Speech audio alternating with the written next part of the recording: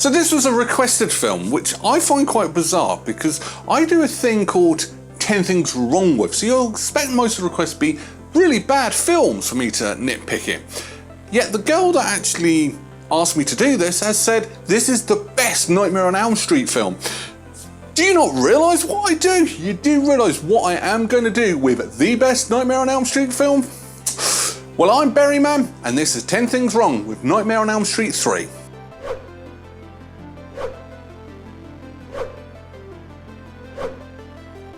Nightmare on Elm Street 3 Dream Warriors is a 1987 American fantasy slasher film, and it is developed by Wes Craven, even though he didn't direct it.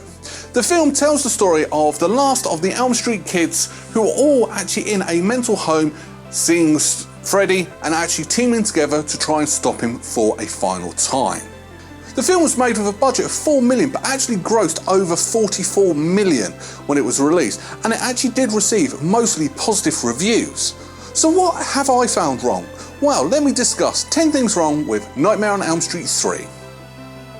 Number 10. Misquote. So before the film starts, there's a big quote by Edgar Allan Poe which actually says, "Sleep, little slices of death, how I loathe them." The thing is, that was never in any Edgar Allan Poe's works. None of them. There's been lots and lots of research done on it, and nobody can actually find any reference by Edgar Allan Poe saying that. In fact, the only reference you can find is actually from 1959's Journey to the Centre of the Earth. Why put a quote from... It doesn't make sense. Really. And that is before the film started. I found something wrong with it. I'm going to have fun doing this film. Number 9. Banned UK poster. Nowadays you don't get different countries with different posters. Every country has near enough the same poster. But back in the 80s, different countries had their own posters. And the UK was no exception.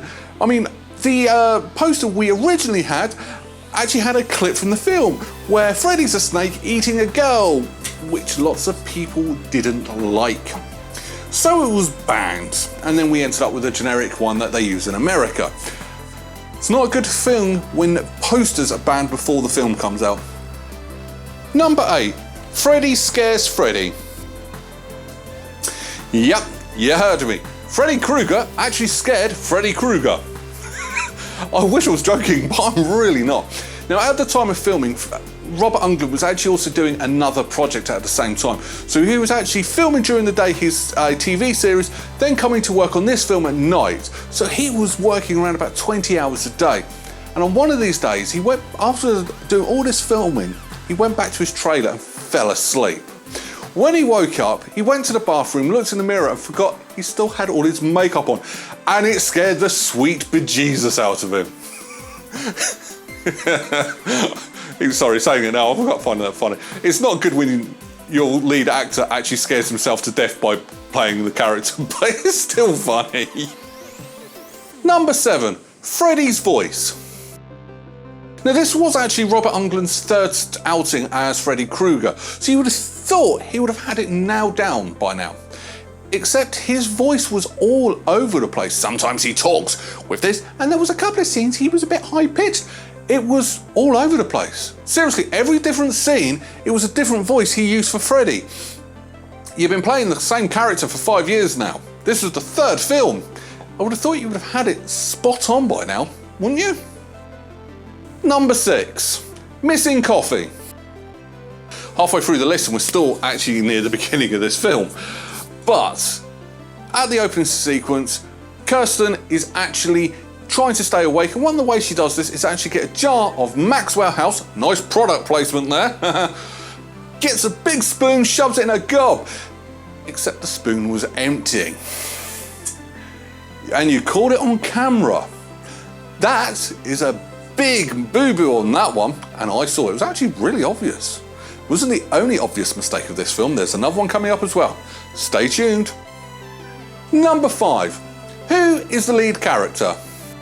Now, this isn't the mistake I was actually talking about in the previous segment, but it's still a bit of a mistake. Now, all the way through this film, she's called Kirsten. played by Patricia Arquette, and played very well, especially as this was her first film role, and people knew she was going to be a star like she actually did turn out to be. But there is a mistake at the beginning of this film. When she first goes into the dream sequence, she goes up to the little girl who inspired the Saw franchise, I might add. Believe me, that's the same trait that Jigsaw has. And the little girl says, "Who are you?" And she says, "Kristen." "No, you're not. Your name's Kirsten." "What is it?" "I don't know. This is confusing. This is the beginning of the film. Who are you?" Number 4, safety equipment.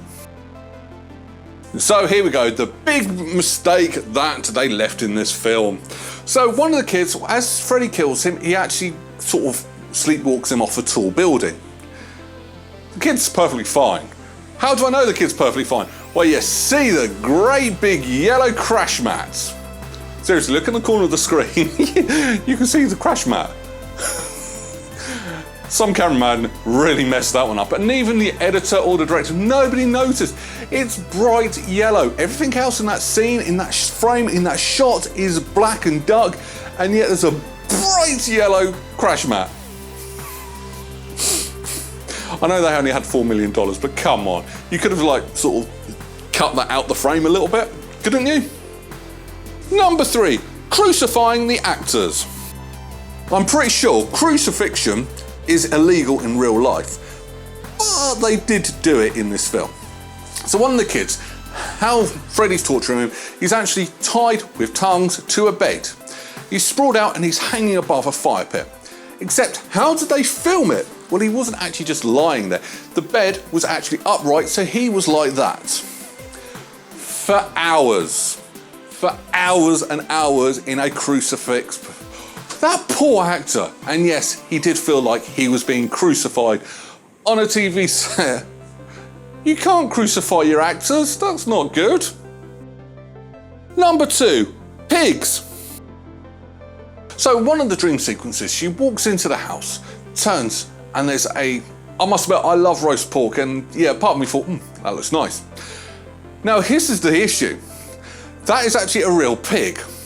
Now, normally in things like that, it's just a plastic prop because it's going to be under the bright light, it's going to be under intense heat for ages, so it's going to pong. Guess what happened to that real pig? It stunk.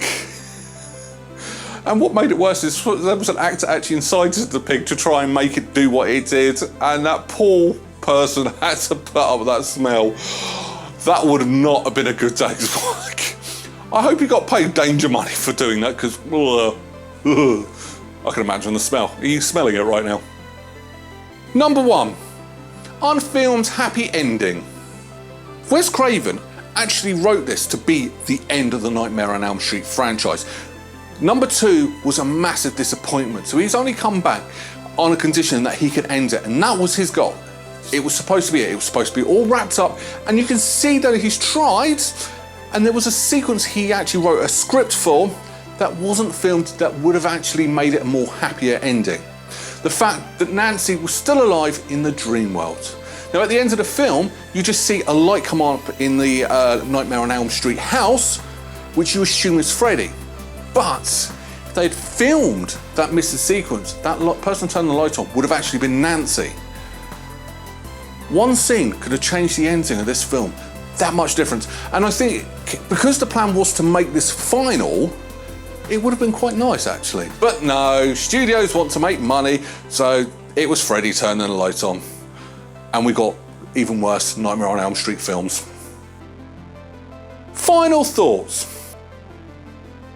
Now, I've said in previous videos, I'm not really a horror fan.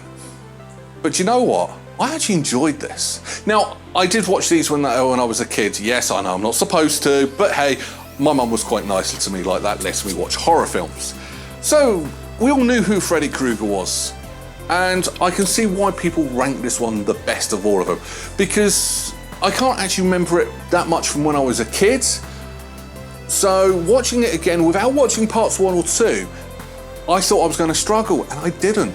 And that's brilliant because you know what's happened in the first 2 films, because this film's explained it in such a way where it was okay. It wasn't OTT, but it was just enough. you could tell, well actually it was more the first film, I think they sort of ignored the second film.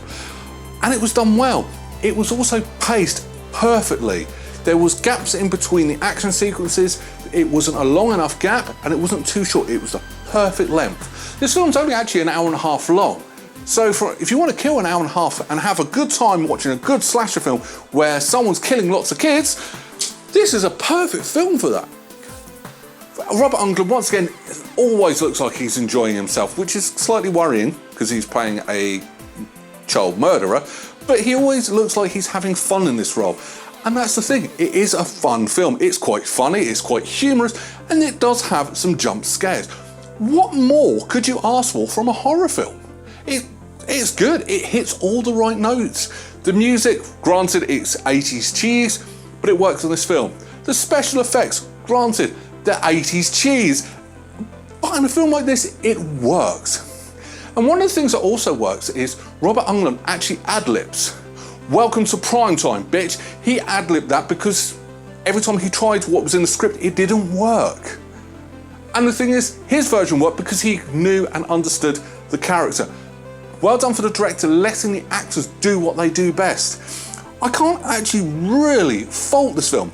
Is it perfect? No. Is it cheesy? Yes. Would I recommend this? Oh, hell yes. Would I probably watch this one again? Same again? Hell yes.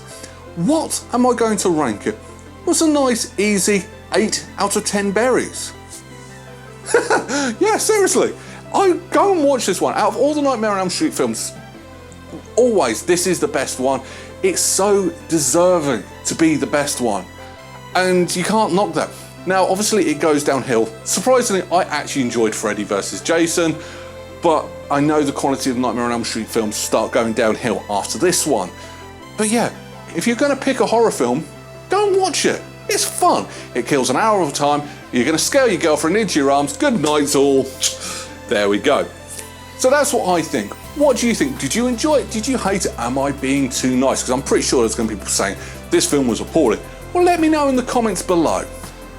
On to next week.